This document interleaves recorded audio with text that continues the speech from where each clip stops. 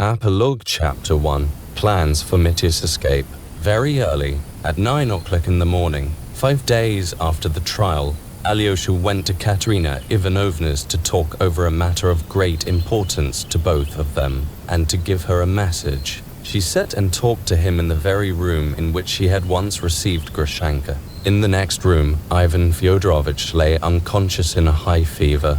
Katerina Ivanovna had immediately after the scene at the trial ordered the sick and unconscious man to be carried to her house, disregarding the inevitable gossip and general disapproval of the public. One of the two relations who lived with her had departed to Moscow immediately after the scene in court. The other remained, but if both had gone away, Katerina Ivanovna would have adhered to her resolution and would have gone on nursing the sick man and sitting by him day and night. Varvinsky and Zenstub were attending him. The famous doctor had gone back to Moscow, refusing to give an opinion as to the probable end of the illness. Though the doctors encouraged Katerina Ivanovna and Alyosha, it was evident that they could not yet give them positive hopes of recovery. Alyosha came to see his sick brother twice a day, but this time he had specially urgent business, and he foresaw how difficult it would be to approach the subject. Yet he was in great haste. He had another engagement that could not be put off for that same morning, and there was need of haste. They had been talking for a quarter of an hour. Katerina Ivanovna was pale and terribly fatigued, yet at the same time in a state of hysterical excitement. She had a presentiment of the reason why Alyosha had come to her. "Don't worry about his decision," she said, with confident emphasis to Alyosha. "One way or another he is bound to come to it. He must escape.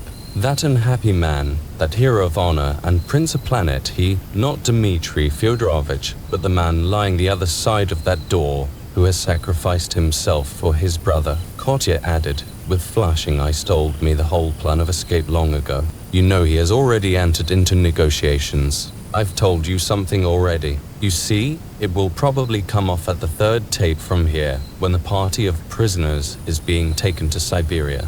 "Oh, it's a long way off yet. Ivan Fyodorovich has already visited the superintendent of the third tape, but we don't know yet who will be in charge of the party, and it's impossible to find that out so long beforehand. Tomorrow, perhaps I will show you in detail the whole plan which Ivan Fyodorovich left me on the eve of the trial in case of need. That was when, do you remember? You found us quarreling. He had just gone downstairs, but seeing you I made him come back.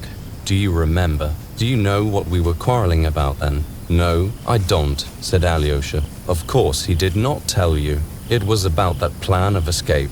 He had told me the main idea 3 days before, and we began quarreling about it at once and quarreled for 3 days. We quarreled because, when he told me that if Dmitri Fyodorovich were convicted he would escape abroad with that creature, I felt furious at unsay, can't tell you why. I don't know myself why. Oh, of course, I was furious then about that creature, and that she, too, should go abroad with Dmitri." Katerina Ivanovna exclaimed suddenly, her lips quivering with anger. "As soon as Ivan Fyodorovich saw that I was furious about that woman, he instantly imagined I was jealous of Dmitri and that I still loved Dmitri. That is how our first quarrel began. I would not give an explanation. I could not ask forgiveness. I could not bear to think that such a man could suspect me of still loving that. And when I myself had told him long before that I did not love Dmitri, that I loved no one but him, it was only resentment against that creature that made me angry with him.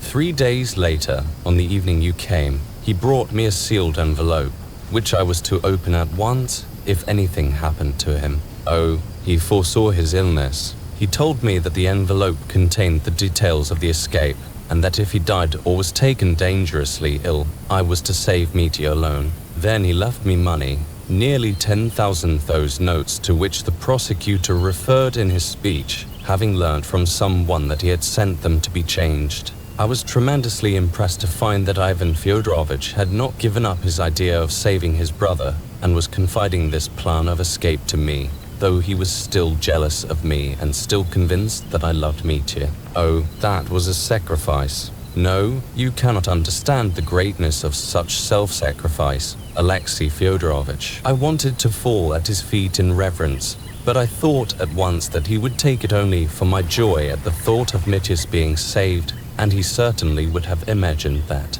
And I was so exasperated at the mere possibility of such an unjust thought on his part that I lost my temper again, and instead of kissing his feet, flew into a fury again. Oh, I am unhappy. It's my character, my awful, unhappy character. Oh, you will see, I shall end by driving him, to abandon me for another with whom he can get on better, like Dmitri. But, no, I could not bear it. I should kill myself. And when you came in then, and when I called to you and told him to come back, I was so enraged by the look of contempt and hatred he turned on me that, do you remember? I cried out to you that it was he alone who had persuaded me that his brother Dmitri was a murderer. I said that malicious thing on purpose to wound him again. He had never persuaded me that his brother was a murderer. On the contrary, it was I who persuaded him. Oh, my vile temper was the cause of everything. I paved the way to that hideous scene at the trial. He wanted to show me that he was an honorable man, and that, even if I loved his brother, he would not ruin him for revenge or jealousy. So he came to the court. I am the cause of it all. I alone am to blame. Kotya never had made such confessions to Alyosha before, and he felt that she was now at that stage of unbearable suffering when even the proudest heart painfully crushes its pride and falls vanquished by grief. Oh, Alyosha knew another terrible reason of her present misery, though she had carefully concealed it from him during those days since the trial. But it would have been for some reason too painful to him if she had been brought so low as to speak to him now about that. She was suffering for her treachery at the trial, and Alyosha felt that her conscience was impelling her to confess it to him, Alyosha, with tears and cries and hysterical writhings on the floor. But he dreaded that moment and longed to spare her. It made the commission on which he had come even more difficult. He spoke of Mitya again. It's all right, don't be anxious about him. She began again, sharply and stubbornly. All that is only momentary. I know him. I know his heart only too well. You may be sure he will consent to escape. It's not as though it would be immediately. He will have time to make up his mind to it. Ivan Fyodorovich will be well by that time and will manage it all himself, so that I shall have nothing to do with it. Don't be anxious. He will consent to run away. He has agreed already. Do you suppose he would give up that creature? And they won't let her go to him, so he is bound to escape. It's you has most afraid of. He is afraid you won't approve of his escape on moral grounds. But you must generously allow it, if your sanction is so necessary, Kotya added viciously. She paused and smiled. He talks about some him, she went on again, some cross he is to bear, some duty. I remember Ivan Fyodorovich told me a great deal about it, and if you knew how he talked. Kotya cried suddenly, with feeling she could not repress. If you knew how he loved that wretched man at the moment he told me, and how he hated him, perhaps at the same moment. And I heard his story and his tears with sneering disdain. Brute. Yes, I am a brute. I am responsible for his fever. But that man in prison is incapable of suffering, Kotya concluded irritably. Can such a man suffer? Man like him never suffer. There was a note of hatred and contemptuous repulsion in her words. And yet it was she who had betrayed him. Perhaps because she feels how she has wronged him, she hates him at moments, Alyosha thought to himself. He hoped that it was only at moments. In Kotya's last words he detected a challenging note, but he did not take it up. I sent for you this morning to make you promise to persuade him yourself. Or do you, too, consider that to escape would be dishonorable, cowardly, or something? Unchristian, perhaps, Kotya added, even more defiantly. Oh, no, I'll tell him everything, muttered Alyosha. He asks you to come and see him today, he blurted out suddenly, looking her steadily in the face. She started and drew back a little from him on the sofa. Me, can that be? She faltered, turning pale. It can and ought to be. Alyosha began emphatically, growing more animated. He needs you particularly just now. I would not have opened the subject and worried you if it were not necessary. He is ill, he is beside himself. He keeps asking for you. It is not to be reconciled with you that he wants you, but only that you would go and show yourself at his door. So much has happened to him since that day. He realizes that he has injured you beyond all reckoning. He does not ask your forgiveness. It's impossible to forgive me, he says himself, but only that you would show yourself in his doorway. It's so sudden, faltered Kotya. I've had a presentiment all these days that you would come with that message. I knew he would ask me to come. It's impossible. Let it be impossible, but do it. Only think. He realizes for the first time how he has wounded you, the first time in his life. He had never grasped it before so fully. He said, if she refuses to come, I shall be unhappy all my life. Do you hear? Though he is condemned to penal servitude for 20 years, he is still planning to be happiest, not that piteous. Think you must visit him, though he is ruined. He is innocent, broke like a challenge from Alyosha. His hands are clean, there is no blood on them. For the sake of his infinite sufferings in the future, visit him now. Go, greet him on his way into the darkness, stand at his door, that is all. You ought to do it, you ought to. Alyosha concluded, laying immense stress on the word ought. I ought to, but I cannot. Kotya moaned. He will look at me. I can't. Your eyes ought to meet. How will you live all your life, if you don't make up your mind to do it now? Better suffer all my life. You ought to go, you ought to go, Alyosha repeated with merciless emphasis. But why today? Why at once? I can't leave our patient you can for a moment. It will only be a moment. If you don't come, he will be in delirium by tonight. I would not tell you a lie. Have pity on him. Have pity on me, Kotya said with bitter reproach, and she burst into tears. Then you will come, said Alyosha firmly, seeing her tears. I'll go and tell him you will come directly. No, don't tell him so on any account, cried Kotya in alarm. I will come, but don't tell him beforehand, for perhaps I may go, but not go in. I don't know yet. Her voice failed her. She gasped for breath. Alyosha got up to go. And what if I meet anyone? She said suddenly, in a low voice, turning white again. That's just why you must go now, to avoid meeting anyone. There will be no one there. I can tell you that for certain. We will expect you, he concluded emphatically, and went out of the room. Chapter 2.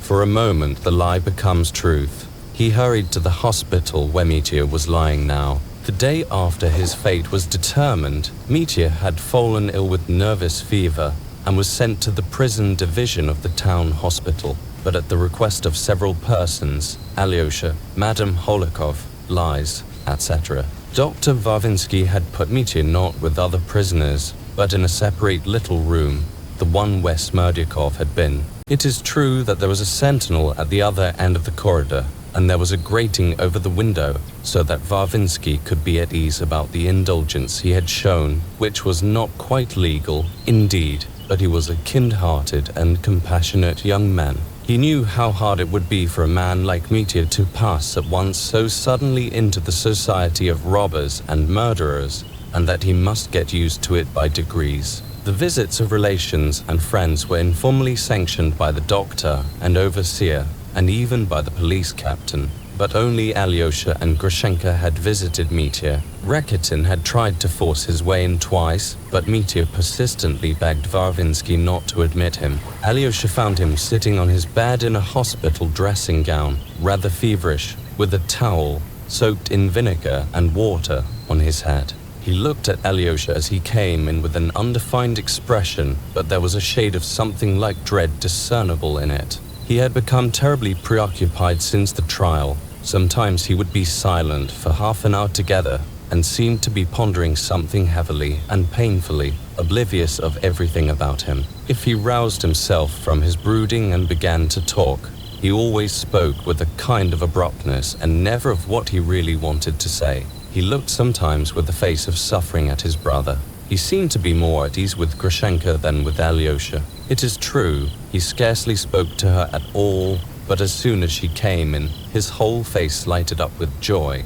Alyosha sat down beside him on the bed in silence. This time Mitya was waiting for Alyosha in suspense, but he did not dare ask him a question. He felt it almost unthinkable that Kotya would consent to come, and at the same time he felt that if she did not come, something inconceivable would happen. Alyosha understood his feelings. Trifon Borisovich, Mitya began nervously, has pulled his hole into pieces, I am told, has taken up the flooring, pulled apart the planks, split up all the gallery, I am told. He is seeking treasure all the to me 1,500 rubles which the prosecutor said it hidden there. He began playing these tricks, they say, as soon as he got home. Serve him right, the swindler. The guard here told me yesterday. He comes from there. Listen, began Alyosha. She will come, but I don't know when. Perhaps today, perhaps in a few days, that I can't tell. But she will come, she will, that's certain.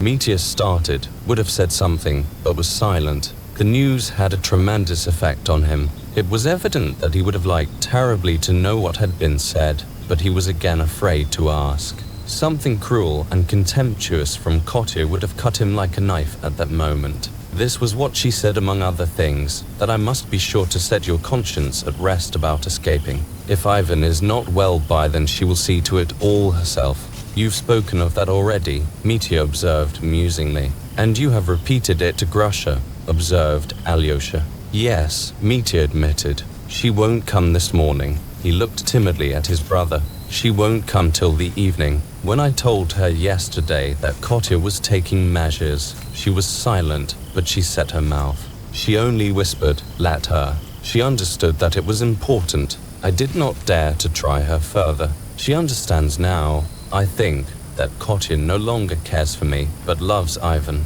Does she? Broke from Alyosha. Perhaps she does not. Only she is not coming this morning. Mitya hastened to explain again. I asked her to do something for me. You know, Ivan is superior to all of us. He ought to live, not us. He will recover. Would you believe it? Though Kotya is alarmed about him, she scarcely doubts of his recovery, said Alyosha. That means that she is convinced he will die. It's because she is frightened she's so sure he will get well. Ivan has a strong constitution, and I, too, believe there's every hope that he will get well, Alyosha observed anxiously. Yes, he will get well, but she is convinced that he will die. She has a great deal of sorrow to bear. A silence followed.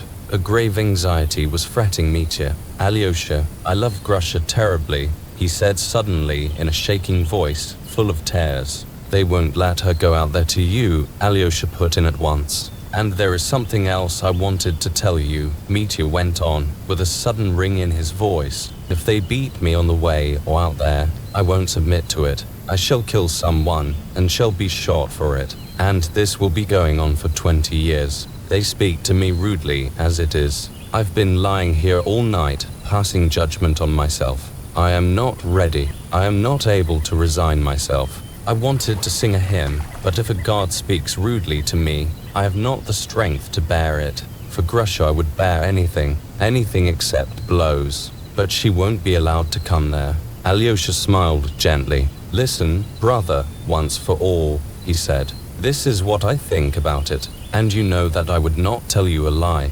Listen, you are not ready, and such a cross is not for you. What's more, you don't need such a martyr's cross when you are not ready for it. If you had murdered our father, it would grieve me that you should reject your punishment. But you are innocent, and such a cross is too much for you. You wanted to make yourself another man by suffering. I say, only remember that other man always, all your life and wherever you go, and that will be enough for you. Your refusal of that great cross will only serve to make you feel all your life an even greater duty, and that constant feeling will do more to make you a new man, perhaps, than if you went there. For though you would not endure it and would repine, and perhaps at last would say, I am quits. The lawyer was right about that. Such heavy burdens are not for all man. For some they are impossible. These are my thoughts about it, if you want them so much. If other men would have to answer for your escape, officers or soldiers, then I would not have allowed you, smiled Alyosha. But they declareth superintendent of that tape told Ivan himself that if it's well managed there will be no great inquiry, and that they can get off easily. Of course, bribing is dishonest even in such a case, but I can't undertake to judge about it, because if Ivan and Kotya commissioned me to act for you, I know I should go and give bribes. I must tell you the truth. and so I can't judge of your own action. But let me assure you that I shall never condemn you, and it would be a strange thing if I could judge you in this. Now I think I've gone into everything, but I do condemn myself," cried Mitya. "I shall escape. That was settled apart from you. Could Mitya Karamazov do anything but run away? But I shall condemn myself, and I will pray for my sin forever.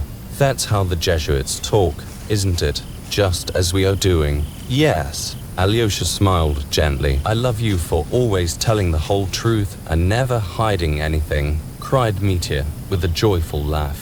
"So I've caught my Alyosha being Jesuitical. I must kiss you for that. Now listen to the rest. It'll open the other side of my heart to you. This is what I planned and decided. If I run away, even with money and a passport, and even to America, I should be cheered up by the thought that I am not running away for pleasure, not for happiness, but to another exile as bad, perhaps, as Siberia. It is as bad, Alyosha, it is. I hate that America, damn it, already. Even though Grusha will be with me, just look at her. Is she an American? She is Russian, Russian to the marrow of her bones. She will be homesick for the mother country, and I shall see every hour that she is suffering for my sake, that she has taken up that cross for me. And what harm has she done? And how shall I, too, put up with the rabble out there, though they may be better than I, every one of them? I hate that America already, and though they may be wonderful at machinery,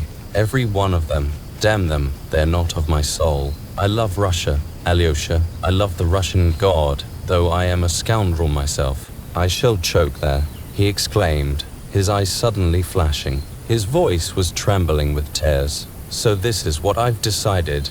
Alyosha, listen," he began again, mastering his emotion. "As soon as I arrive there with Grusha, we will set to work at once on the land, in solitude, somewhere very remote, with wild bears. There must be some remote parts even there. I am told there are still redskins there, somewhere on the edge of the horizon. So to the country of the last of the Mohicans, and there well tackle the grammar at once. Grusha and I work and grammar how well spend 3 years, and by that time we shall speak English like any Englishman. And as soon as we've learned it could be to America, well run here to Russia as American citizens. Don't be an easy way would not come to this little town. We'd hide somewhere, a long way off, in the north or in the south. I shall be changed by that time, and she will, too, in America. The doctors shall make me some sort of wart on my face. What's the use of their being so mechanical? Or else it'll put out one eye. Let my beard grow a yard, and I shall turn grey, fretting for Russia. I dare say they won't recognize us. And if they do, let them send us to Siberia. I don't care. It will show it's our fate. We'll work on the land here, too, somewhere in the wilds, and I'll make up as an American all my life. But we shall die on our own soil. That's my plan, and it shan't be altered. Do you approve?" "Yes," said Alyosha, not wanting to contradict him. Mitya paused for a minute and said suddenly, "And how they worked it up at the trial. Didn't they work it up? If they had not, you would have been convicted just the same," said Alyosha, with a sigh. "Yes, people are sick of me here. God bless them, but it's hard." Mitya moaned miserably. Again there was silence for a minute. "Alyosha, put me out of my misery at once," he exclaimed suddenly. "Tell me, is she coming now, or not? Tell me, what did she say? How did she say it? She said she would come, but I don't know whether she will come today. It's hard for her, you know." Alyosha looked timidly at his brother. "I should think it is hard for her. Alyosha, it will drive me out of my mind. Grusha keeps looking at me. She understands. My God, calm my heart. What is it I want? I want Kotia. Do I understand what I want? It's the headstrong, evil Karamazov spirit. No, I am not fit for suffering. I am a scoundrel.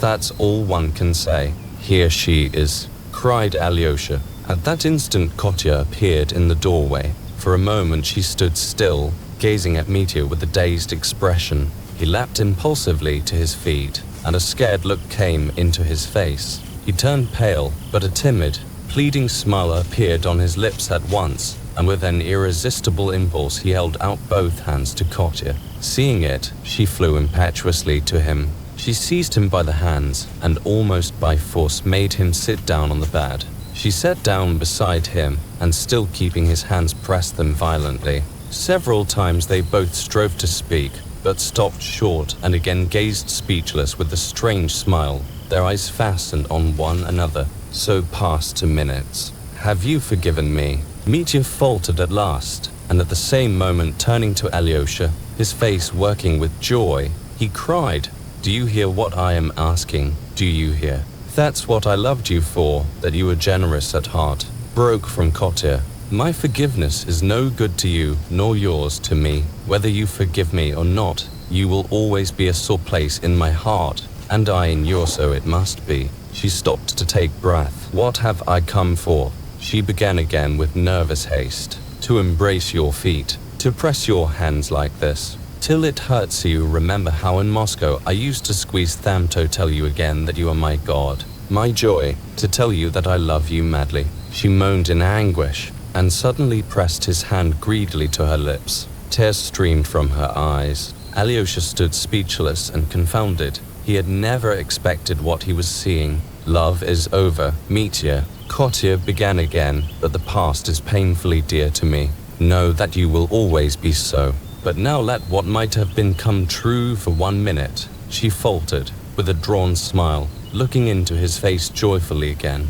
"You love another woman, and I love another man, and yet I shall love you forever, and you will love me. Do you know that? Do you hear? Love me all your life." She cried, with a quiver almost of menace in her voice. "I shall love you, and do you know, Kotya," Mitya began, drawing a deep breath at each word, "do you know, 5 days ago, that same evening, I loved you, when you fell down and were carried out, all my life. So it will be, so it will always be so." They murmured to one another frantic words, almost meaningless, perhaps not even true, but at that moment it was all true, and they both believed what they said implicitly. "Kotya," cried Mitya suddenly, "do you believe I murdered him? I know you don't believe it now, but then, when you gave evidence, surely you did not believe it." "I did not believe it even then. I've never believed it. I hated you, and for a moment I persuaded myself. While I was giving evidence, I persuaded myself and believed it, but when it finished speaking, I left off believing it at once. Don't doubt that. I have forgotten that I came here to punish myself," she said, with a new expression in her voice, quite unlike the loving tones of a moment before. "Woman, yours is a heavy burden," broke, as it were, involuntarily from Mitya. "Let me go," she whispered. "It'll come again. It's more than I can bear now." She was getting up from her place, but suddenly uttered a loud scream and staggered back. Grushenka walked suddenly and noiselessly into the room. No one had expected her. Kotya moved swiftly to the door, but when she reached Grushenka, she stopped suddenly, turned as white as chalk and moaned softly, almost in a whisper, "Forgive me." Grushenka stared at her and, pausing for an instant, in a vindictive, venomous voice, answered, "We are full of hatred, my girl. You and I, we are both full of hatred, as though we could forgive one another. Save him, and he'll worship you all my life." "You won't forgive her," cried Mitya with frantic reproach. "Don't be anxious, he'll save him for you." Kotya whispered rapidly, and she ran out of the room. "And you could refuse to forgive her when she begged your forgiveness herself," Mitya exclaimed bitterly again. "Mitya, don't dare to blame her. You have no right to." Alyosha cried hotly.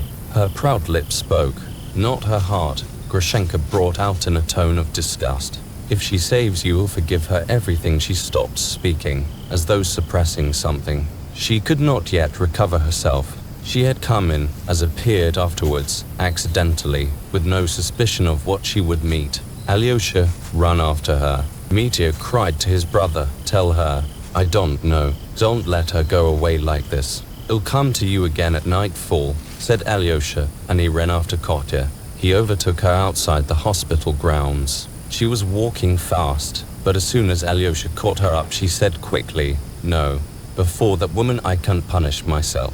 I asked her forgiveness because I wanted to punish myself to the bitter end. She would not forgive me. I like her for that, she added in an unnatural voice, and her eyes flashed with fierce resentment. My brother did not expect this in the least, muttered Alyosha. He was sure she would not come, no doubt. Let us leave that, she snapped. Listen, I can't go with you to the funeral now. I've sent them flowers. I think they still have money. If necessary, tell them I'll never abandon them. Now leave me, please. You are late, as Edith's bells are ringing for the service. Leave me, please. Chapter 3. Ilusha's funeral, the speech at the stone. He really was late. They had waited for him and had already decided to bear the pretty flowered little coffin to the church without him. It was the coffin of poor little Ilusha. He had died 2 days after Mitya was sentenced. At the gate of the house, Alyosha was met by the shouts of the boys, Ilusha's schoolfellows.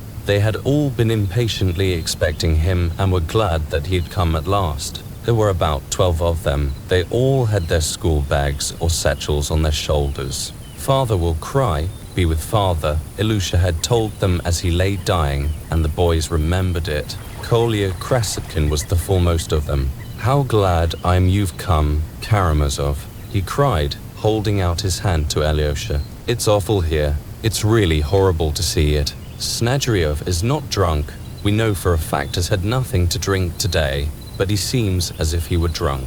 I am always manly, but this is awful. Karamazov, if I am not keeping you, one question before you go in. What is it, Kolya? Said Alyosha. Is your brother innocent or guilty? Was it he killed your father, or was it the valet? As you say, so it will be. I haven't slept for the last 4 nights for thinking of it. The valet killed him. My brother is innocent, answered Alyosha.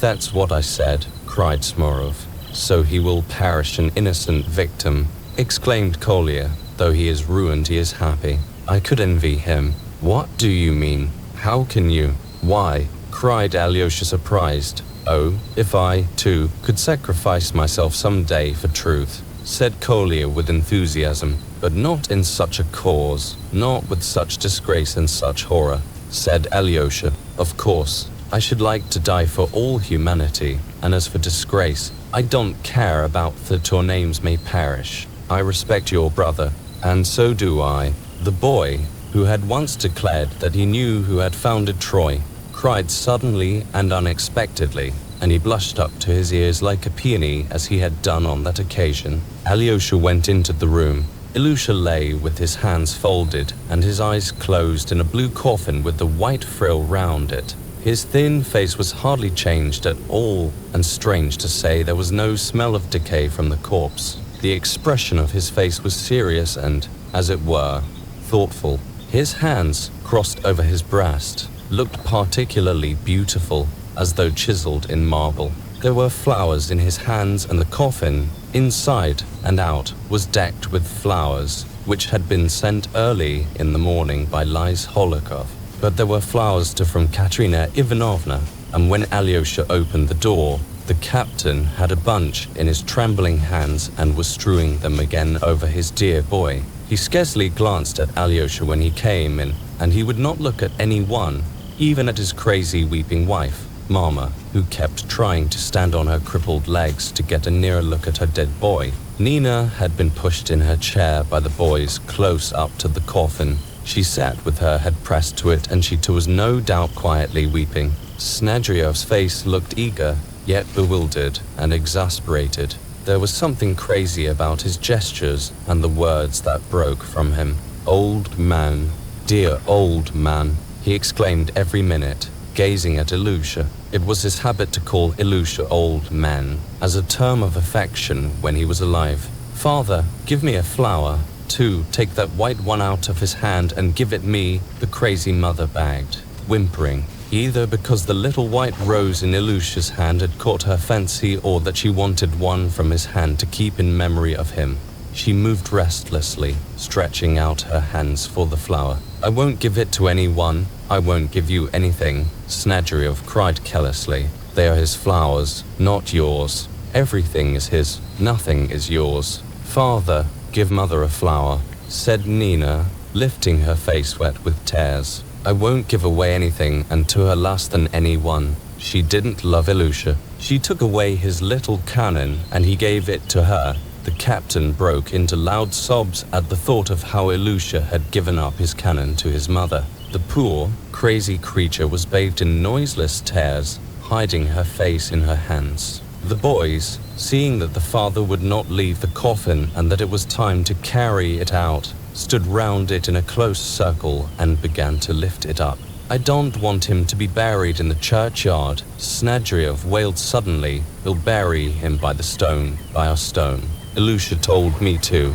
I won't let him be carried out. He had been saying for the last 3 days that he would bury him by the stone, but Alyosha, Kresitkin, the landlady, her sister, and all the boys interfered. What an idea, bury him by an unholy stone, as though he had hanged himself. The old landlady said sternly, there in the churchyard the ground has been crossed. Hell be prayed for there. One can hear the singing in church, and the deacon reads so plainly and verbally that it will reach him every time, just as though it were read over his grave. At last the captain made a gesture of despair, as though to say, take him where you will. The boys raised the coffin, but as they passed the mother, they stopped for a moment and lowered it that she might say goodbye to Ilusha. But on seeing that precious little face, which for the last 3 days she had only looked at from a distance, she trembled all over and her grey head began twitching spasmodically over the coffin. Mother, make the sign of the cross over him, give him your blessing, kiss him, Nina cried to her. But her head still twitched like an automaton, and with a face contorted with bitter grief she began, without a word, beating her breast with her fist. They carried the coffin past her. Nina pressed her lips to her brother's for the last time as they bore the coffin by her. As Alyosha went out of the house, he begged the landlady to look after those who were left behind, but she interrupted him before he had finished. To be sure, you'll stay with them. We are Christians, too.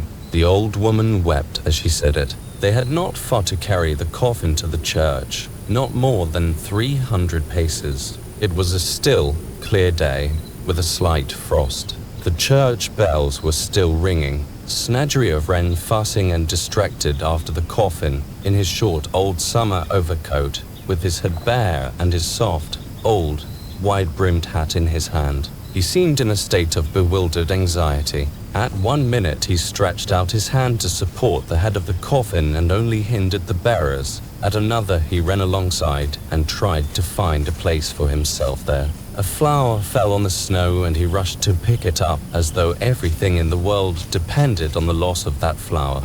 And the crust of bread, we've forgotten the crust, he cried suddenly in dismay. But the boys reminded him at once that he had taken the crust of bread already and that it was in his pocket. He instantly pulled it out and was reassured. Ilusha told me to. Ilusha, he explained at once to Alyosha. I was sitting by him one night and he suddenly told me, Father, when my grave is filled up, crumble a piece of bread on it so that the sparrows may fly down. I shall hear and it will cheer me up not to be lying alone. That's a good thing, said Alyosha. We must often take some. Every day, said the captain quickly, seeming cheered at the thought. They reached the church at last and set the coffin in the middle of it. The boys surrounded it and remained reverently standing so all through the service. It was an old and rather poor church. Many of the icons were without settings, but such churches are the best for praying in. During the Mass, Snedriov became somewhat calmer, though at times he had outbursts of the same unconscious and, as it were, incoherent anxiety. At one moment he went up to the coffin to set straight the cover or the wreath. When a candle fell out of the candlestick, he rushed to replace it and was a fearful time fumbling over it. Then he subsided and stood quietly by the coffin with a look of blank uneasiness and perplexity. After the epistle he suddenly whispered to Alyosha, who was standing beside him, that the epistle had not been read properly but did not explain what he meant. During the prayer, like the cherubim, he joined in the singing but did not go on to the end. Falling on his knees, he pressed his forehead to the stone floor and lay so for a long while. At last came the funeral service itself and candles were distributed. The distracted father began fussing about again, but the touching and impressive funeral prayers moved and roused his soul. He seemed suddenly to shrink together and broke into rapid, short sobs, which he tried at first to smother, but at last he sobbed aloud. When they began taking leave of the dead and closing the coffin, he flung his arms about, as though he would not allow them to cover Ilusha, and began greedily and persistently kissing his dead boy on the lips. At last they succeeded in persuading him to come away from the step, but suddenly he impulsively stretched out his hand and snatched a few flowers from the coffin. He looked at them and a new idea seemed to dawn upon him, so that he apparently forgot his grief for a minute. Gradually he seemed to sink into brooding and did not resist when the coffin was lifted up and carried to the grave. It was an expensive one in the churchyard close to the church. Katerina Ivanovna had paid for it. After the customary rites, the grave diggers lowered the coffin. Snadriov, with his flowers in his hands, bent down so low over the open grave that the boys caught hold of his coat in alarm and pulled him back. He did not seem to understand fully what was happening. When they began filling up the grave, he suddenly pointed anxiously at the falling earth and began trying to say something, but no one could make out what he meant, and he stopped suddenly. Then he was reminded that he must crumble the bread, and he was awfully excited, snatched up the bread and began pulling it to pieces and flinging the morsels on the grave. "Come, fly down, birds, fly down, sparrows," he muttered anxiously. One of the boys observed that it was awkward for him to crumble the bread with the flowers in his hands and suggested he should give them to someone to hold for a time. But he would not do this and seemed indeed suddenly alarmed for his flowers, as though they wanted to take them from him altogether. And after looking at the grave, and as it were, satisfying himself that everything had been done and the bread had been crumbled, he suddenly, to the surprise of every one, turned, quite composedly even, and made his way homewards. But his steps became more and more hurried. He almost ran. The boys and Alyosha kept up with him. "The flowers are for Mama, the flowers are for Mama. I was unkind to Mama," he began exclaiming suddenly. Someone called him to put on his hat as it was cold, but he flung the hat in the snow as though he were angry and kept repeating, "I won't have the hat, I won't have the hat." Smurov picked it up and carried it after him. All the boys were crying, and Kolya and the boy who discovered about Troy most of all. Though Smurov, with the captain's hat in his hand, was crying bitterly too, he managed, as he ran, to snatch up a piece of red brick that lay on the snow of the path, to fling it at the flock of sparrows that was flying by. He missed them, of course, and went on crying as he ran. Halfway, Snadriov suddenly stopped, stood still for half a minute, as though struck by something, and suddenly turning back to the church, ran towards the deserted grave. But the boys instantly overtook him and caught hold of him on all sides. Then he fell helpless on the snow as though he had been knocked down, and struggling, sobbing and wailing, he began crying out, "Ilusha, old man, dear old man." Alyosha and Kolya tried to make him get up, soothing and persuading him. "Captain, give over. A brave man must show fortitude," muttered Kolya. "You'll spoil the flowers," said Alyosha, "and Mama is expecting them. She is sitting crying because you would not give her any before. Ilusha's little bad is still there, yes, yes, Mama." Snadriov suddenly recollected. "They'll take away the bad.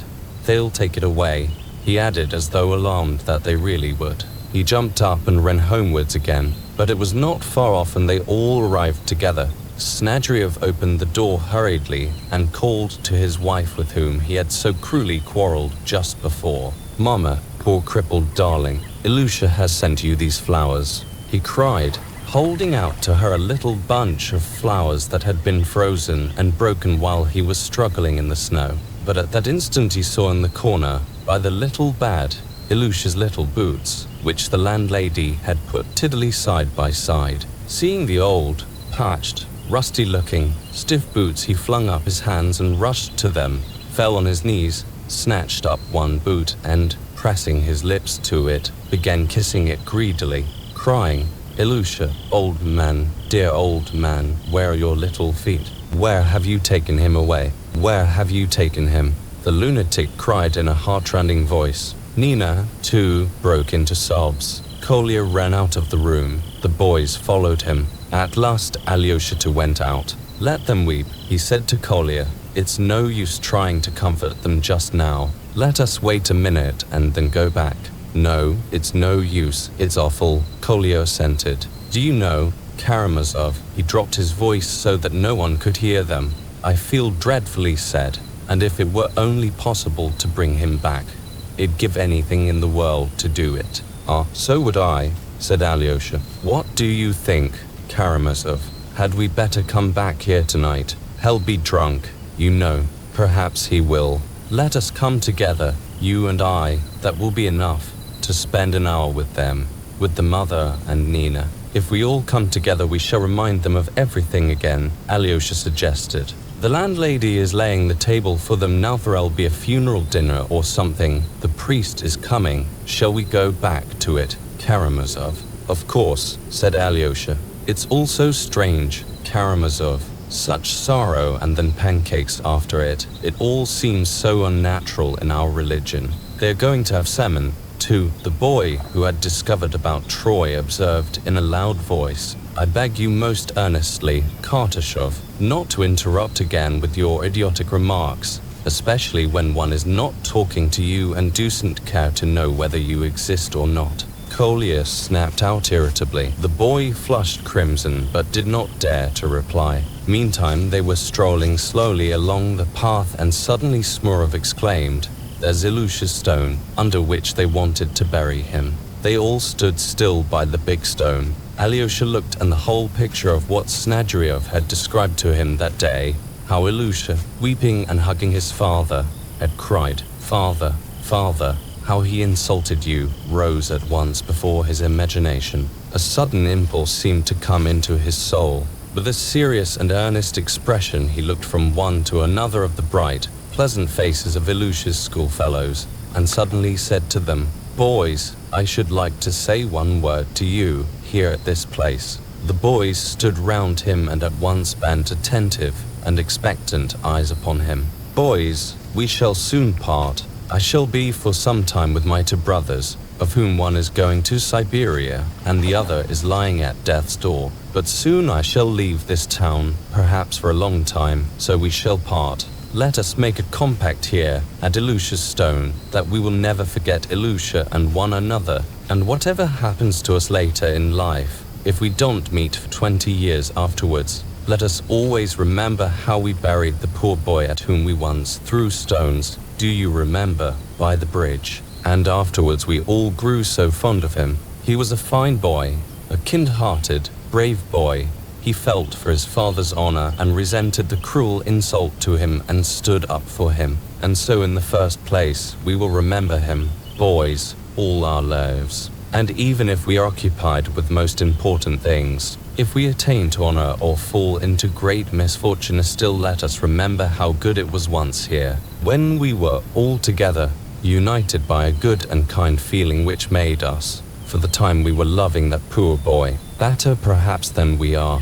My little doves, let me call you so, for you are very like them, those pretty blue birds, at this minute, as I look at your good dear faces. My dear children, perhaps you won't understand what I am saying to you, because I often speak very unintelligibly, but you'll remember it all the same and will agree with my words some time. You must know that there is nothing higher and stronger and more wholesome and good for life in the future than some good memory, especially a memory of childhood, of home. People talk to you a great deal about your education, but some good, sacred memory, preserved from childhood, is perhaps the best education. If a man carries many such memories with him into life, he is safe to the end of his days, and if one has only one good memory left in one's heart, even that may sometime be the means of saving us. Perhaps we may even grow wicked later on, may be unable to refrain from a bad action, may laugh at man's tares and at those people who say, as Kolya did just now, I want to suffer for all men, and may even jeer spitefully at such people. But however bad we may become it, God forbid yet,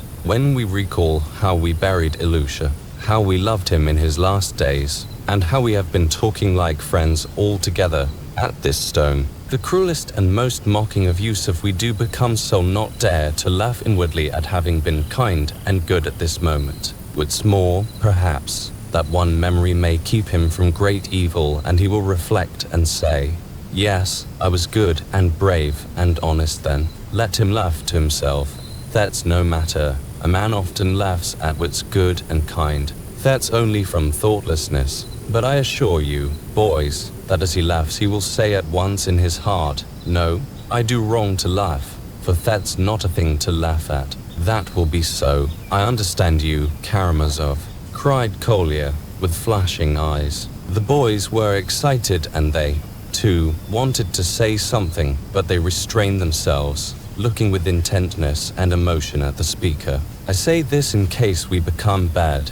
Alyosha went on, but there's no reason why we should become bad, is there, boys? Let us be, first and above all, kind, then honest, and then let us never forget each other. I say that again. I give you my word for my part that I'll never forget one of you. Every face looking at me now I shall remember even for 30 years. Just now Kolya said to Kartashov that we did not care to know whether he exists or not. But I cannot forget that Kartashov exists and that he is not blushing now as he did when he discovered the founders of Troy, but is looking at me with his jolly, kind, dear little eyes. Boys, my dear boys, let us all be generous and brave like Ilusha, clever, brave and generous like Kolya, though he will be ever so much cleverer when he is grown up.